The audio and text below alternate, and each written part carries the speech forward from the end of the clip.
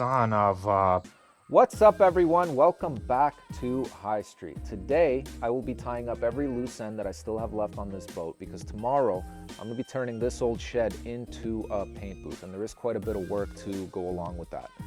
So for today, I'm gonna get started on the transom first because I went ahead and I put everything together to see if it'll fit, and surprise, surprise, it doesn't.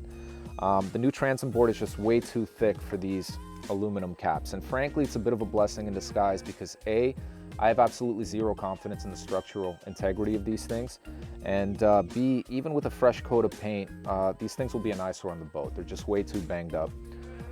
So to start for today, I'm gonna come up with a new solution to replace these. After I finish with that, I'm gonna knock out some small stuff here and there, and once I finish with that, I'm gonna start on the framing for the subfloor and the casting decks. So as usual, I got my work cut out for me today. Let's get at it.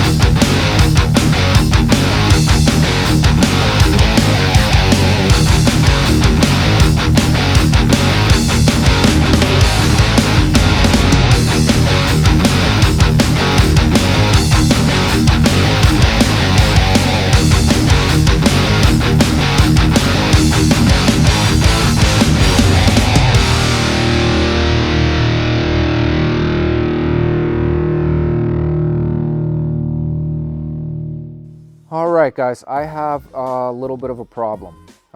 Running out of time. It's currently Wednesday, September 21st, here in beautiful Muskoka. I need to leave. I need to go back to the city on Friday. The next time I'm gonna be back here is gonna be in October, so my window to get the base coat done on this thing is closing extremely quick. In fact, they're already forecasting the weather to be beneath 10 degrees Celsius in the nights starting next week. So technically I've already missed the window.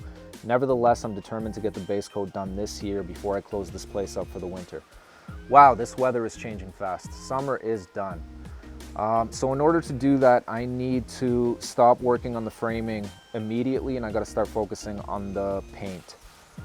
It's not ideal, but it's also not a huge deal considering all the holes that I still have left to punch in this boat are gonna be beneath the subfloors and the casting deck. So if I do screw up the paint here and there, it's really not a big deal. Nobody's ever gonna see it.